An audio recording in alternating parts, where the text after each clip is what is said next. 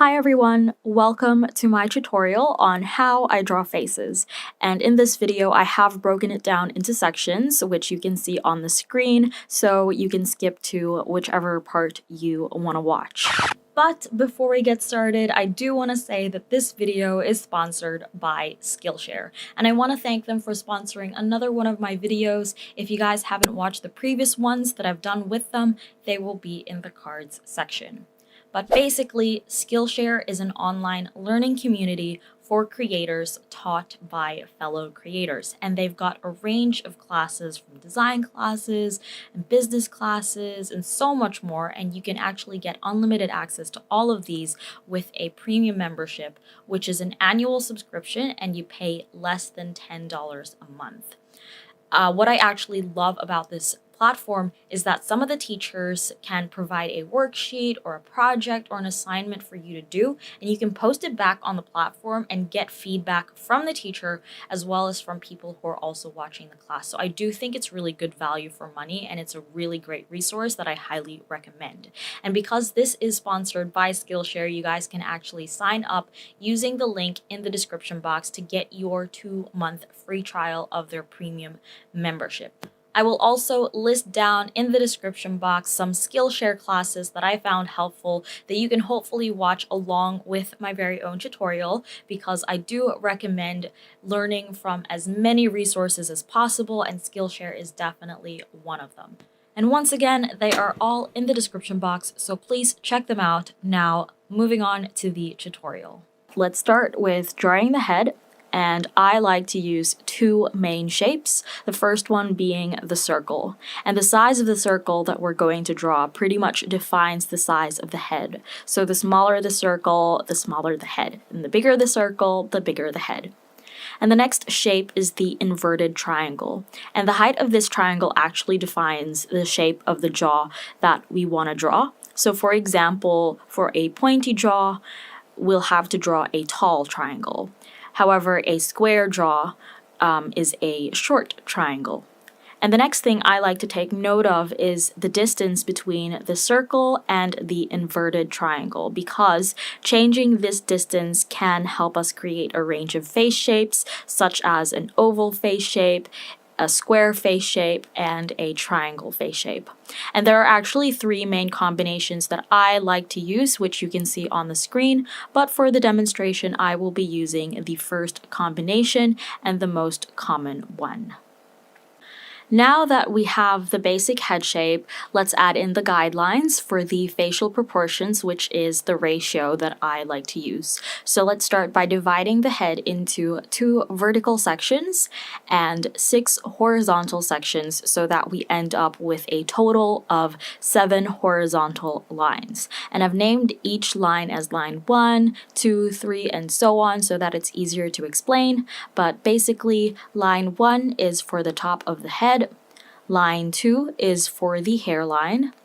Line 3 is for the eyebrows. Line 4, which is the halfway point of the head, is for the eyes. Line 5 is for the nose. Line 6 is for the mouth. And lastly, line 7 is for the chin. Now that we have the guidelines, we can start adding in the facial features, starting with the eyes. When drawing the eyes, I like to start with a basic leaf shape on line 4. And the height of this shape can determine how big or how small the eyes we want to draw. I also like to take note of the outer point, because changing the placement of this, whether it's a little bit higher up or a little bit lower, it can give us a range of eye shapes, such as an almond eye shape or a downturned eye shape. And the next shape that we draw is the circle in the middle, which is the iris. And of course, when you move this to the left or to the right, it indicates the direction of the person's gaze. And then we also have an arch above the eye to indicate the eyelid or the crease of the eye. Now, the distance of this to the eye gives us a range of eye shapes once again. So for example, a monolid or deep set eyes. And also changing the angle of this can give us either upturned eyes or downturned eyes. And the last thing I like to take note of is the distance of the left eye to the right eye. Normally, this distance is another eye. However, you can draw the eyes closer together for close-set eyes or further apart for wide-set eyes. When drawing the eyebrows, I always draw it below line 3, and I start with a simple arch. Then I make one side thicker than the other. That's basically it. However, changing the height of this arch can either give us a nicely arched brow or a straight brow. When drawing the nose, I like to start with a circle just above line 5, and the size of this circle can give us a range of nose shapes. So for example, the smaller the circle, the pointier and narrow the nose usually is, whereas a bigger circle creates a wider and rounder nose. I then draw 2 arches for the nostrils, and the height and angle of this arch can also be changed for a bit of diversity. I also like to draw 2 more lines that look like the letter C to complete the nose, and the final touch are 2 lines for the bridge of the nose, so it connects down from the eyebrows to the circle that we drew for the nose. And you can draw this as light or as heavy as you want, depending if you want this to be way more pronounced. When drawing the mouth, I start with a basic leaf shape with a V cutout on top and a line in between. And I draw this on top of line 6, and the width of this is normally wider than the width of an eye. But changing this width basically gives you either small lips or wide lips. And then changing the height of this shape can actually also determine how large and plump you want the lips to be or how thin the lips are. And then, of course, you can alter the shape to create a more realistic look of the lips.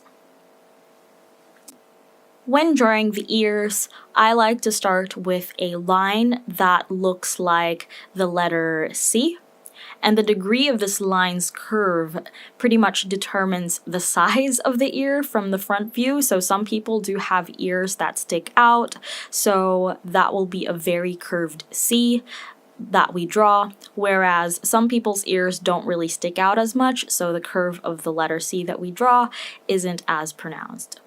I also draw like this random looking line for a very simplified look of the ear.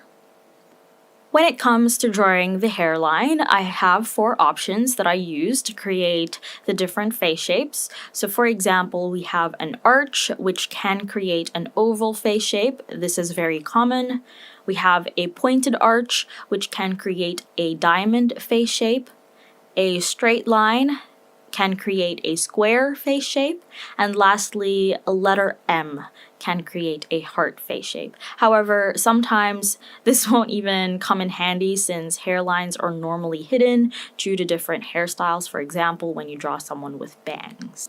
The last thing I like to add to my portraits are circles or ovals, and I actually use the circle that we initially drew for the head as a guide when placing the ovals for the cheeks. I do like to add these, but for you, it's optional. However, if you've been following my style and my art, you would know that I like to add these for my portraits. I also like to draw an oval on the forehead just between the eyebrows, as this will help me when I color the face in later. And then lastly, I like to add a circle on the chin just underneath the mouth, as this one helps me shape the jaw.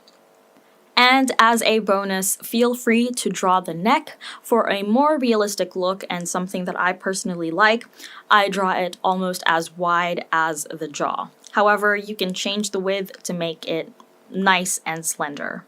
And once you've added in all of the facial features and the hair as well, which will hopefully be in another video, you finally have drawn a face. So when it comes to drawing faces and pretty much anything, I highly recommend using references, because Reference images are very helpful when you're just starting out to draw.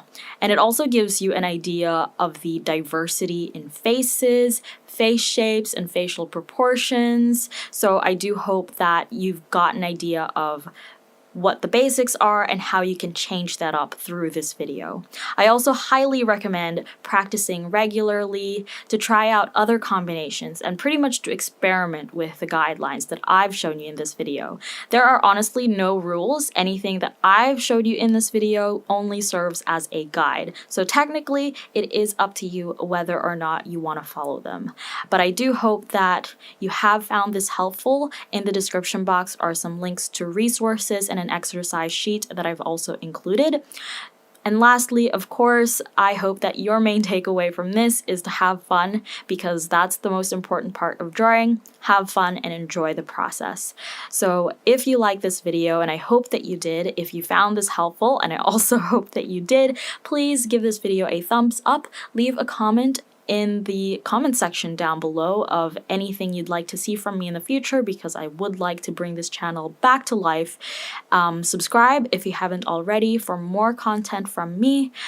Feel free to share this video as well. And thank you so much for watching, and I will see you in my next one.